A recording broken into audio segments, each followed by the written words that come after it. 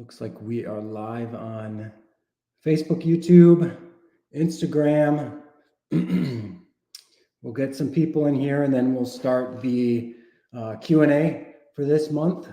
So if you don't know who I am, I'm a co-founder here at Carbon. My name is Keith Kraker. I am a registered dietitian and co-founder here at Carbon Diet Coach. And we like to hop on here and answer your guys' questions, see where users are getting hung up, and offer support and answer any questions. Even if you aren't currently a subscriber, this is your time to ask questions and get answers about nutrition, about training, about Carbon. So I'm here for the next 45 minutes. So ask away. If you are on Instagram, do the ask question thing, and then I can pull it up on the screen for everybody to see. And then Facebook, YouTube, put it in the comments. It'll show up here, and then I can answer your guys' questions, pull that up on the screen as well. So we'll get started here in a second. Looks like we're getting some people joining on Instagram. Welcome, everybody. How's everybody doing on this lovely Thursday? Let's see. So we did have a few questions that from our Facebook group. If you aren't currently in our Facebook group, I highly recommend you join. It's a great place to get support as well from other people that are going on the same journey as you. So we pulled a few questions from the Facebook group that I can kind of get started with answering until we get some of your questions in the queue. So I'll go with this question first from Zachary. I need some help, please. The first week of my fat loss journey, I dropped 6 pounds and I got an increase of 300 calories. I'm aware a large share of this is water weight. Now I'm halfway through week 3 and I haven't lost anything. I've gone up a pound or 2, then returned, but nothing else. Do I need to stick with the fat loss, or do I need to switch to maintenance? Any experiences with staying out at a weight for a couple weeks, then a big drop? Thank you.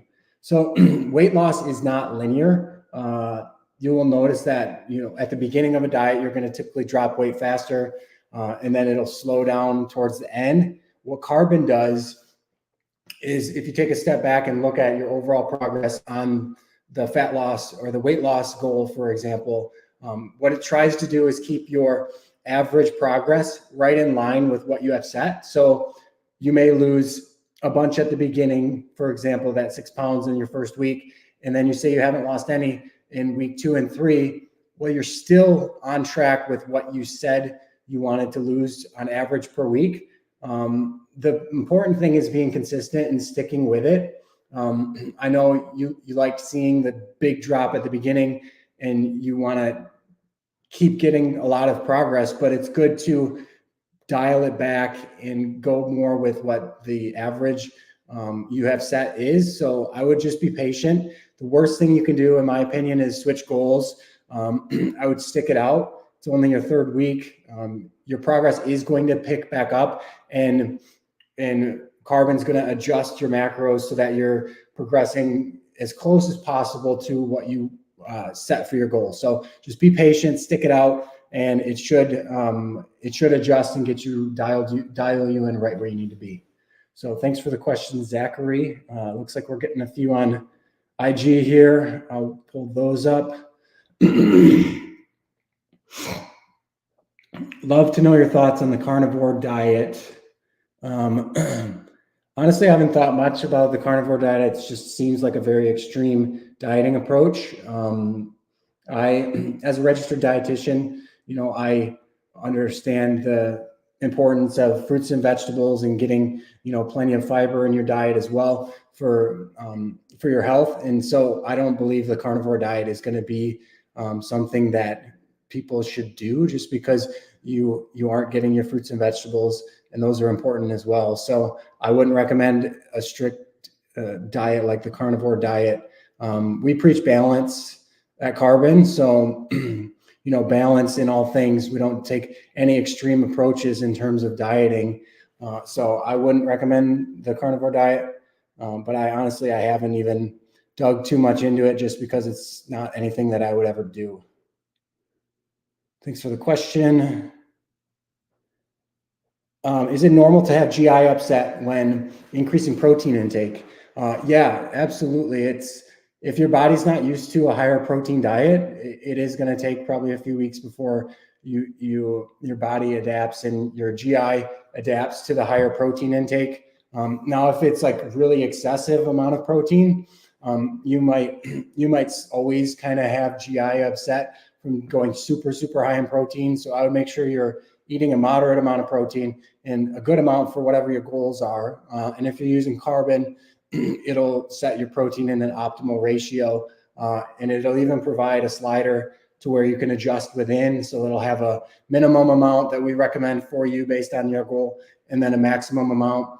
And I would just experiment within that range until you don't really get any GI discomfort anymore. And then, yeah, just give it a little bit of time though. Give it a few weeks to adapt, and then adjust from there if you feel like you need to.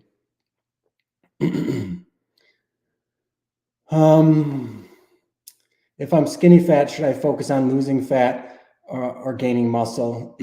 Typically with skinny fat, I would recommend focusing on building muscle and prioritizing that because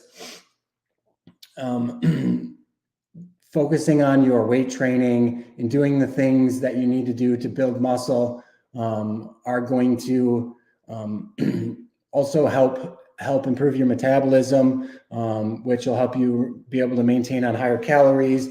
And then you'll have more lean body mass, and all these things are going to help get rid of the skinny fat over the long term. So focus on building muscle. And then unless you're like really high body fat percentage and you just feel really uncomfortable, I would focus on building muscle first. And then later, once you're happy with your muscle mass, then you can do a fat loss phase to strip some of the body fat. But yeah, that's what I would do in that scenario.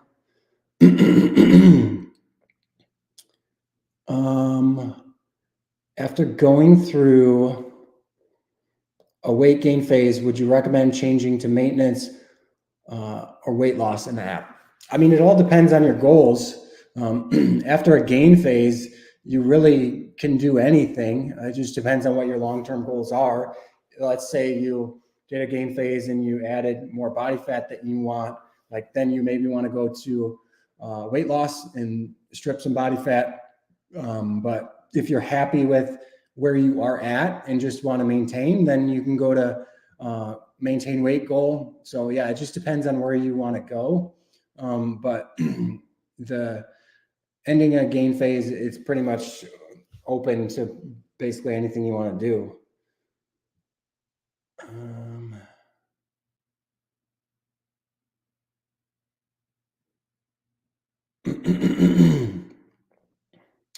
Let's see. Looks like we got one on YouTube from Wayne. What is a reverse diet and when should you do it? Great question, Wayne. So reverse dieting is a strategy to help optimize your metabolism, and it's typically done at the end of like a weight loss phase, because when you try to lose weight, you need to eat fewer calories than your body requires to lose weight and body fat, and that is going to have an impact on your metabolism. So your body adapts to everything you do in terms of how you're dieting and stuff.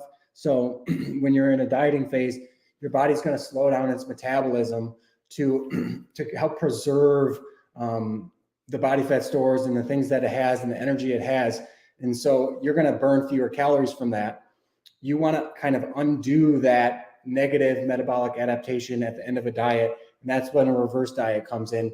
And, you know, it's like a slow and controlled increase in calories to see where you kind of reach a tipping point in terms of your metabolism, where you increase calories and you put on like an excessive amount of weight. So like you're able to slowly increase calories week to week, and your metabolism speeds up to offset that. And if the adjustments are small enough, typically you can keep increasing week to week and not see too much weight gain in comparison to what you would think you would be getting at those calories.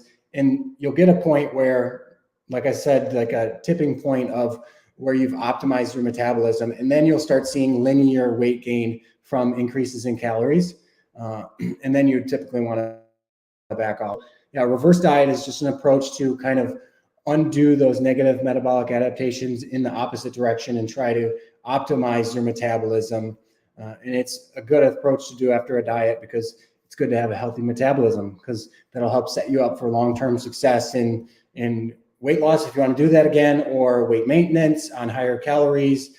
It's just a good approach overall to keep a healthy metabolism. So Carbon does have a reverse diet setting in the app, and it coaches you through all of that in terms of the macro adjustments, and kind of does it for you in terms of all the adjustments you need to do, and it monitors your progress and stuff. And yeah, so Carbon does have that setting, so I'd recommend giving that a try if you're interested in doing a reverse diet.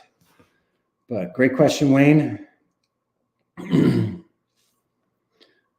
Jesse from Facebook, how low on a dietary fat percentage wise before you have seen it to start affect hormone levels? I was on keto for 2 years for medical purposes. My total and free test was pretty high, but so was my SHGB. Since switched to a more of a carb-based diet, I have not a 300 p drop in total free. Average is down, this is also lower. I was 75-25, now I'm 30-70. I think it is pretty dependent on the person in terms of what percentage will you see hormonal impacts. Like once you go like low fat, then typically you'll see it. But if you aren't like super low in fat, it shouldn't have too much of an effect on your hormone levels. But you went from 75 fat to 30 fat, which 30 is still a sufficient amount. It should be for hormone levels. So I wouldn't be concerned about going 30% fat to 70% carbs. But I mean, if you want to try and like experiment with it, maybe bump it up to 40 and 60 for your next blood work and see if that has any effect on it. Because like I said, it is a little bit individual dependent on how it affects your hormone levels. So that would be my recommendation there. Let's see. How long do you recommend running a fat loss phase? It'll depend on what your long-term goals are and what you're trying to achieve in terms of fat loss and how lean you're trying to get. There is a point though that like, you know, you have been dieting too long and you'll see signs of that. Like your energy will be just completely tanked. Your libido will be gone. You will just be tired. You'll be cranky. You'll be hungry all the time. Like all those are signs that you've probably been dieting too long and need to increase calories and kind of undo some of those negative metabolic adaptations that have happened. But, you know, I've seen people also diet for year, 2 years that have a ton of body fat to lose without even getting out of a deficit. And so it just depends on how much body fat you have to lose, where your starting point is.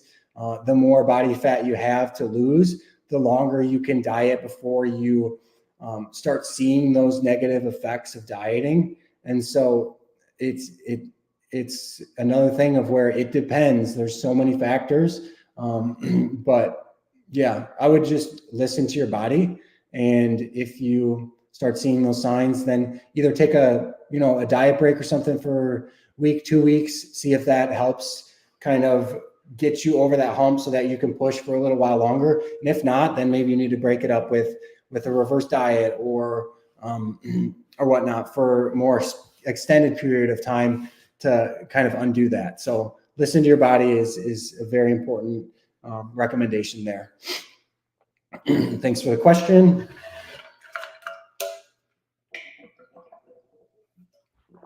All right.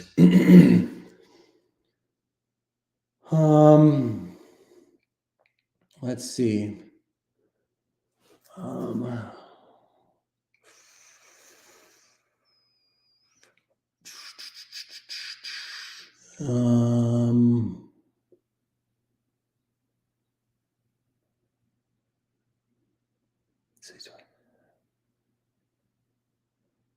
What's the ratio of weight loss to body fat percentage loss when properly losing weight? Let's say 1 pound per week. Let's say 20% body fat for reference.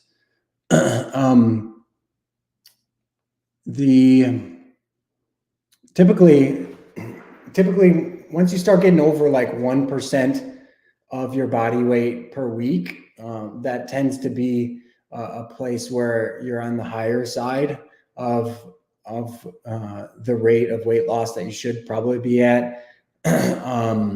So you can look at your overall body weight and multiply it by 1% to get that number. Now, yeah, like you said, if your body fat is higher, typically you can be on the higher, faster rate of loss without seeing those negative effects. So it's all really a range. And in Carbon, we provide a recommended range of weight loss. So there'll be a minimum and there'll be a maximum based on your body weight.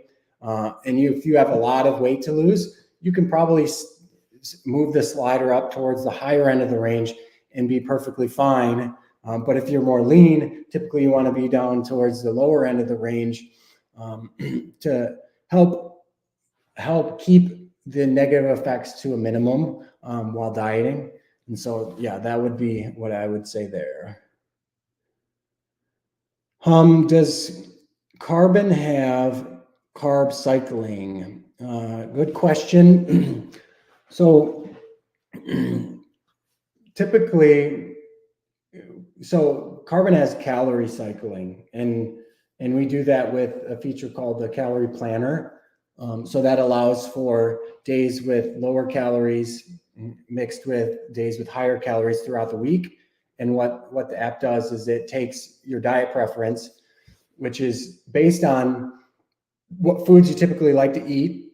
So it'll provide a protein amount that's sufficient for your body, and then carb and fat ratios based on what you prefer to eat. Typically, the foods you eat, are going to have you're going to have a typical like ratio of carbs to fat. And so that's the diet preference. Carbon allows calorie cycling within that. So on one day, you can have higher calories, one day you can have lower calories, but the carbs and fats move in that ratio. We don't have a feature to where you can just do the carbs and do just carb cycling, but you can kind of still achieve that with doing the calories and then having calories and protein, and then doing the carbs yourself and just having that fall wherever you want them to, as long as you're making sure your calories and protein are where they need to be. So you can do that. But yeah, typically carb cycling is not going to really have an effect on your progress in terms of body fat loss or anything like that. It's more of a strategy for planning how you're going to eat your macros, and like you may want higher carbs before you do like an intense leg day or something like that, and that's going to be something that's not specific to your goal of losing weight within Carbon. So that's why we haven't supported that yet, but that's something that we could potentially support in the future with carb cycling. But right now it's just calorie cycling with the Calorie Planner. And if you want to see how that Calorie Planner works and you aren't subscribed, you can go to our help center, joincarbon.com/help, and search for the Calorie Planner. And there should be a video in the help center outlining that feature, and you can see how it adjusts those for you. Good question. Let's see. I got a question from Jennifer. Excuse me. How quickly after a weight session do you eat or drink your protein? I exercise first thing in the morning in a fasted state, But then by the time I get myself and my family ready and out the door, it's been a solid 2 hours after my workout before I eat anything. Is this negating the work I'm doing in the gym? Thanks in advance for your opinion. So Jennifer, it's not completely negating what you've done in the gym, but you're also not taking advantage of protein timing and optimizing what you're doing in the gym. So if you're okay with not doing that, then that's fine. But I would certainly recommend getting protein in much sooner after your workout, especially since you train fasted. I understand it can be hard to eat before your workout, but even if you do like, a protein shake and a piece of fruit or something quickly before your workout, that's going to be better than nothing. Training in a fasted state is very difficult in terms of energy levels. And so I would recommend trying to get something before. If you can't get anything before, I would have something immediately after, just because you're in a fasted state. You're going to want to get protein in as fast as possible. But for people that train in a fed state, so they have a meal before they go to the gym, 1 to 2 hours or whatever before they go to the gym, then you don't have to stress as much about like instantly after your workout having protein and having potentially some carbs. It's just when you're in fasted state, that's where you really need the protein right after your workout. So that's my recommendation for you. But for somebody, let's say that's in a fed state, I recommend having a meal with protein and carbs, typically 1 to 2 hours before you weight train. And then after you weight train, another meal with protein and carbs, another 1 to 2 hours after that. And if you do that on either side with at least within 2 hours on either side, you're going to maximize the anabolic window and get any benefits from nutrient timing there. And so that would be my recommendation for somebody, not in your situation, Jennifer, but hopefully my tips helps you out. But thank you for the question. Let's see.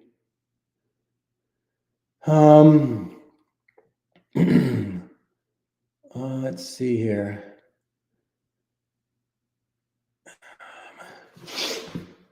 We got a question from Jordan. How are you reaching your protein goal? I realize I'm hitting the fats and carbs, but I'm still only 3/4 of the way to my protein goal. Yeah, it's typically when people start tracking their diet, they typically find it hard to reach their protein goal just because the typical Western diet is usually not high in protein. It's usually high in fat and carbs. And so it's very easy to find foods that are carb and fat rich, but if you're not consciously thinking about it, you're going to wind up being lower on the protein. So you need to consciously think about protein with each meal. What I like to do is when I first think about what I'm going to eat for a meal, I'll think about my protein source and then build the rest of my meal around that. That way you're prioritizing the protein, making sure you're getting enough and you're not falling behind. And another strategy you can take to make sure you're staying with your protein is take your overall daily protein goal, whatever that is. In carbon, it'll provide you a gram amount that's optimal for you, but take a total and then divide it by how many meals you plan to eat that day, and then have per meal protein goals until you are comfortable with hitting your protein target. I find that super, super helpful to have like meal protein targets so that at any point in time throughout the day, you're not way behind on protein. Because if you miss a single meal and have a meal with low protein, that can throw off the whole day in terms of your protein. So prioritize protein, think about it ahead, try to plan ahead, have fast, easy protein sources with you and handy. Like I always have protein drinks or protein powder or protein bars stocked up in my house because that way I never have to worry. If I'm running somewhere and I'm not going to be able to eat a meal or whatever, I'll just take a protein bar with me or something like that, just so I don't fall behind. So you got to do these things to stay up with the protein. So that's what I would recommend there. Thank you for the question. What other questions do you guys have here?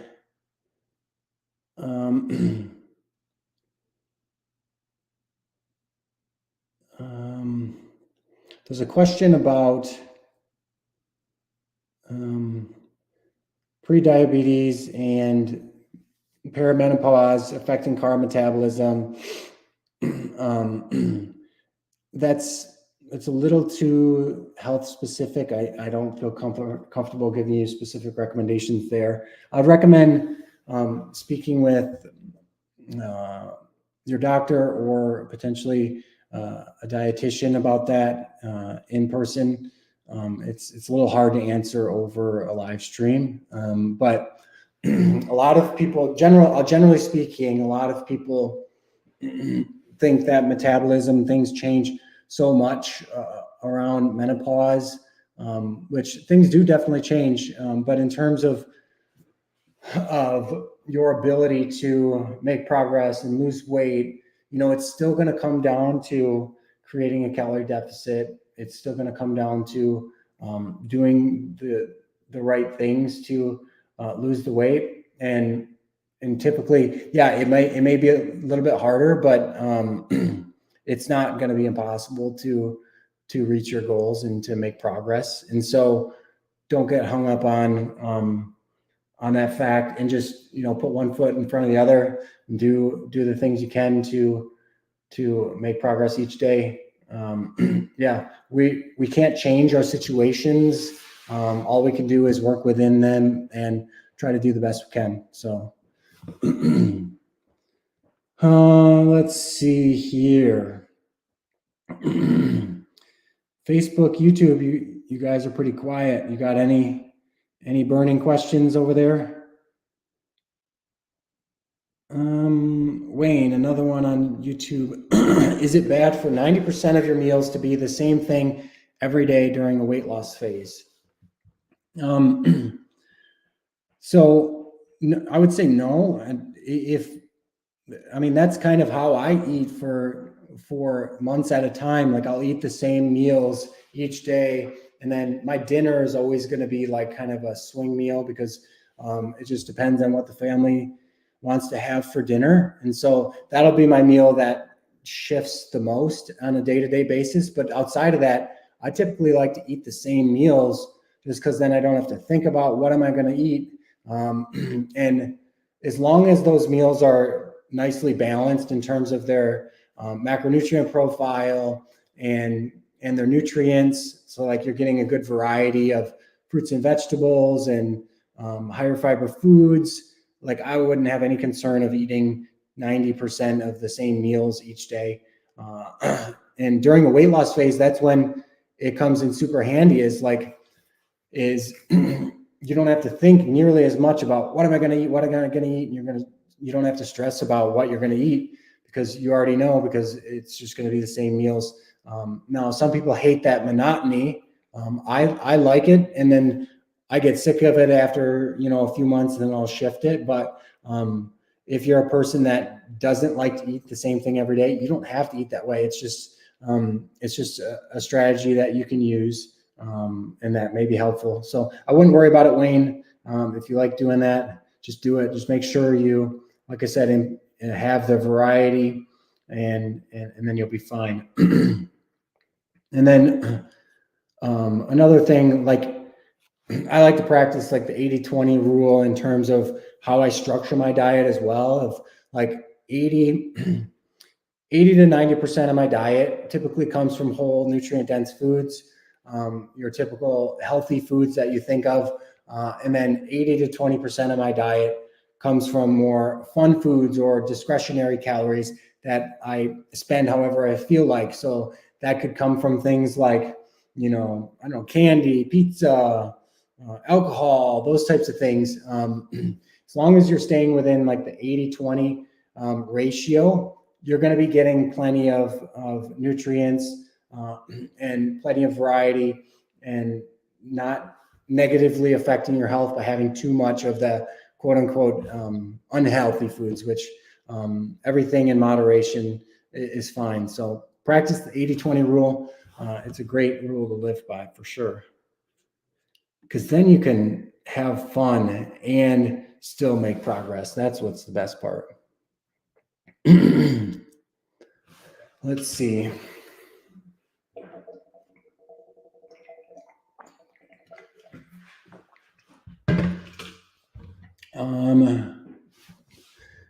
Okay, in a weight loss program with carbon, I'm hitting protein but struggling to hit calories. Suggestions. So are you struggling in terms of you're going over, or you're constantly under on calories? Since you're in a weight loss phase, I'm assuming you're struggling with going over in calories, but can you clarify that for me before I answer that? You're below calories. Okay. Okay, so you're in a weight loss phase and you're below calories. That's an easier thing to fix, in my opinion. Just an easy way to bump up your calories is just put like olive oil on stuff. Use more nutrient dense foods. That's going to help bump up those calories.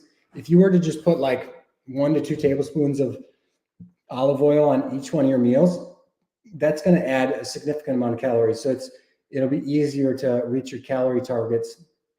And then trying to stick within the carb and fat ratio, that's where it may get a little difficult until you build up enough skills of your food knowledge in terms of the macros that foods typically contain and how you piece it all together. So when you're just trying to get your calories up to where you need to be, I wouldn't focus too much on your carb and fat ratio. Just focus on calories and protein and nailing those down to where they need to be. And then you can start fine tuning your carb fat ratio if you feel like it. But most people are going to be completely fine just doing calories and protein, and they're going to get 99% of whatever progress they're ever going to get. Really dialing down into carbs and fats isn't nearly as important as hitting your calories and protein. So definitely recommend doing that. So hopefully that helps.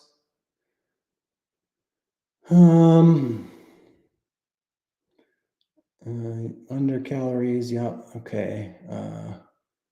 Let's see. You bet. Thank you for using carbon. If you are, I'm not sure. Setting up recipes and serving sizes is a bit tedious. Any suggestions or tips? Is it tedious in carbon in the app? Because the way that I do it typically is if I have a recipe, I'll put in all of the ingredients and the total amount of each ingredient, and then create the recipe like that and give it a serving size for the amount. So I would typically weigh the whole recipe. So put all the ingredients in and the amounts that each ingredient is, and then however you cook it or prepare it, weigh the full amount and put that in as the serving amount. And then your serving size, each time you track it, you would just put in whatever gram amount you ate, for example, or however you prefer to break it down per meal. But there's a recipe feature in Carbon that helps you like easily build those recipes based on total amount of ingredients. So I would give that a look-see and see if that fits your needs. Okay.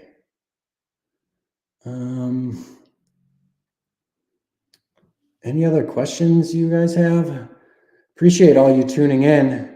It's been a good one so far. If you have questions on Instagram, put it in the ask a question thing so I can pull it up on the screen. Sometimes if it's in the comments, it moves too fast and I can't see it.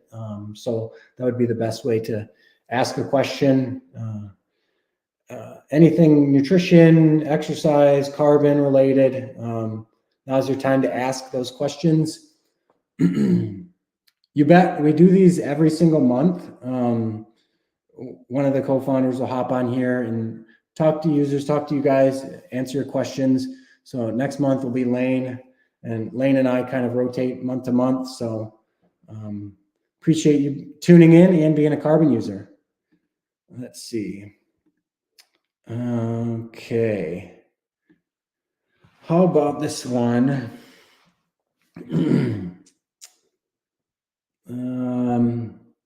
Looking for advice on next steps for my recomping journey. 8 months ago, I started carbon and weight loss with weight loss goal of 1 pound. I've been eating more than body weight in protein grams. I'm very happy with the progress I've made, but I wonder when to change the goal. I definitely still have a bit of midsection fat to lose, but I'd like to be more muscular. Should I keep doing the slight weight loss or should I switch modes?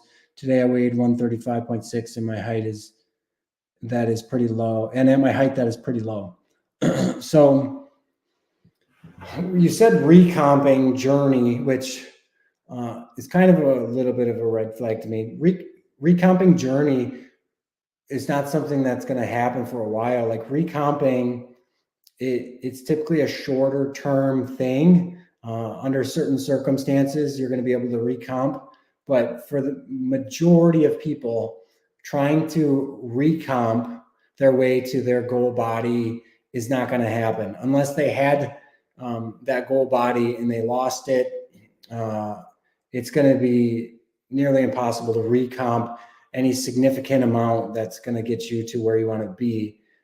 So doing weight loss, which it does, you mentioned later in there that you're doing a slight weight loss. So you aren't necessarily at maintenance trying to lose body fat, which is typically where a lot of people spin their wheels.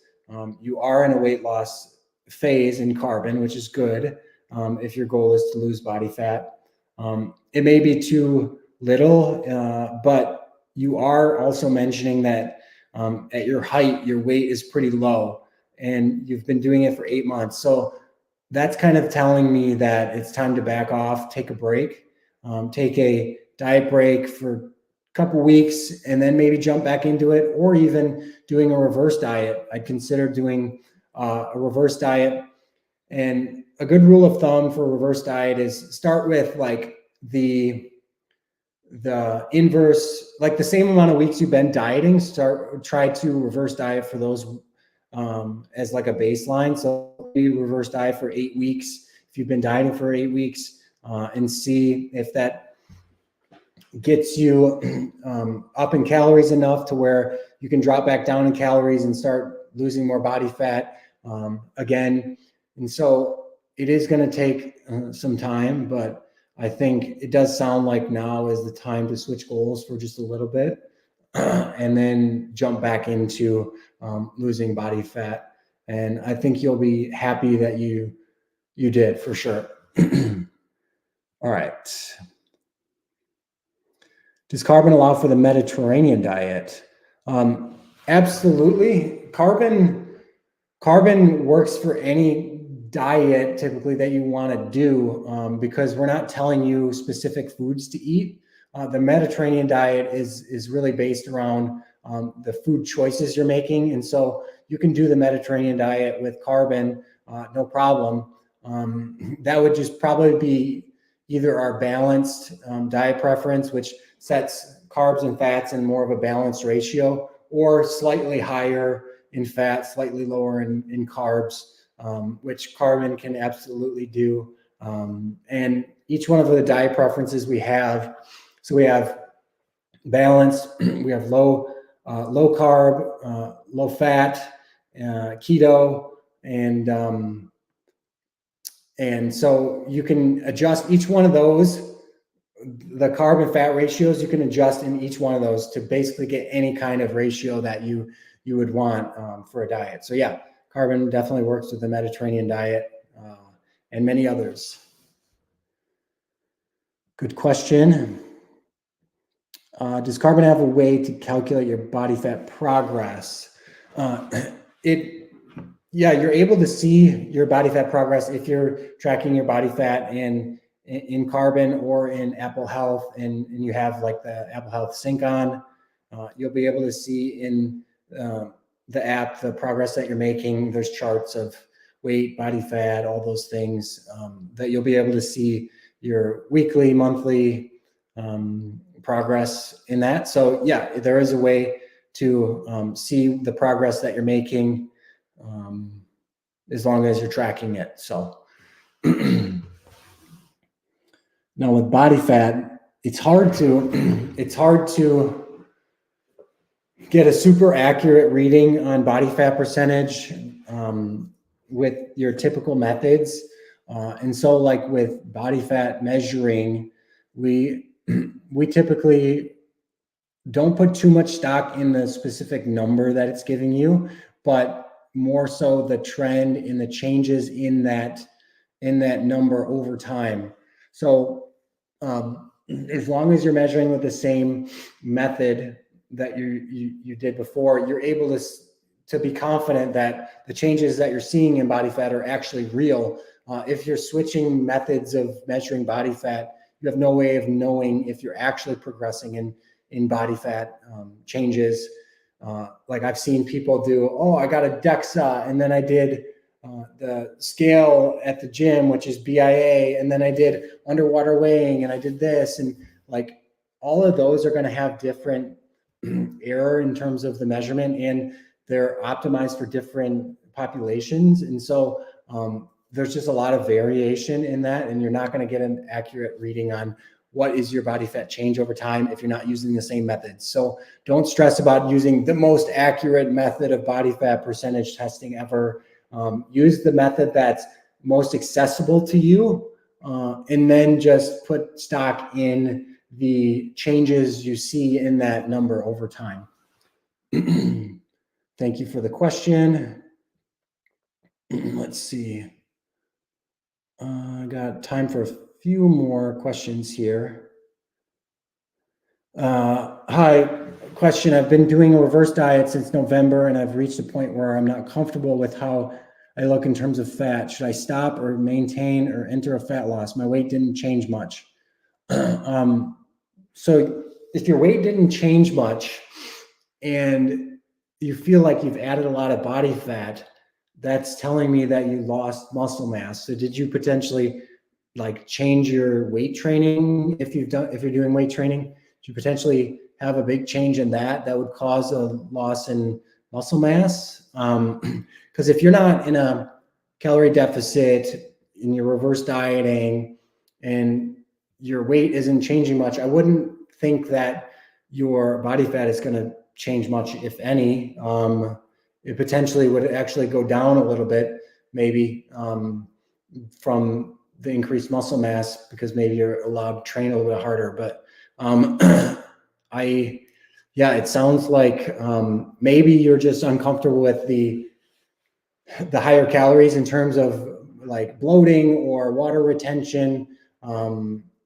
That could potentially be something that makes it feel like maybe you've added body fat, but maybe you haven't added body fat.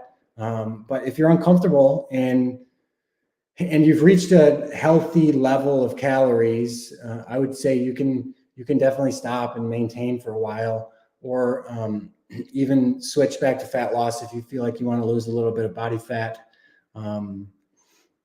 But since November, so that's how many months? December, 4 to 5 months ish. I think it's certainly long enough for a reverse diet. So I think you're fine switching to whatever your goal is. But I typically at the end of a reverse diet, I would go to maintenance first for at least for like 2 weeks to at least for 2 weeks to help your body kind of like stabilize at the end of a reverse diet, and then you can switch your goal over to something else. So yeah, thank you for the question. Let's see. I can take one more quick one here, and then that's going to be the end of this. Let's see. Okay, here's a good one to end on. Travel frequently, suggestions for entering a restaurant meal. Yeah, it can be difficult with traveling to to keep tracking, especially when like some restaurants don't have nutrition information, and even if they do, is it accurate? With that, you kind of got to just do the best you can. If you can't find the specific meal you ate at that specific restaurant's nutrition information, look for an equivalent. So a lot of restaurants have equivalents of very comparable restaurants to them, and then you can find the same type of meal and then just track it that way. In Carbon, if you search in the food diary, we do have restaurant meals in there too, so you should be able to find any restaurant that has nutrition information in there. Another strategy you can take is like decomposing the meal and breaking it down like ingredient by ingredient, and tracking those individually. I've done that sometimes, and that works best when it's like easy to do. So like if you go to a restaurant, it's like a chicken and rice and veggie type meal, like you can estimate each of those individually and then just track those. And then I like to add, oil or fat on top of it, because every restaurant loves to add fat to it and cook everything in oil. So just do the best you can. And that's really all you can do. Typically I find traveling and tracking that way not to have any kind of negative effect on my progress, and I'm able to just keep on going. So that would be my recommendation there. I appreciate everybody tuning in. That's going to wrap up this live stream this week, or this month, sorry. Lane's going to be doing next month. So if you're not a Carbon user, I highly recommend giving Carbon a try. It's an iOS and Android app you can download. It's $9.99 a month, or you can get a discount if you purchase 6 months or a year in advance. Highly recommend. Ton of successful users using Carbon. Read our reviews. Check out our website, joincarbon.com. We also have a help center there that you can get an idea of the app and answer some of your questions. We have an amazing Facebook group. If you're not a part of that, I highly recommend joining our Facebook group. Just search Carbon Diet Coach in Facebook. You'll find our page. You'll find our group. Thanks again for everybody tuning in. Hope everybody has a great rest of their week and weekend ahead. We'll see ya.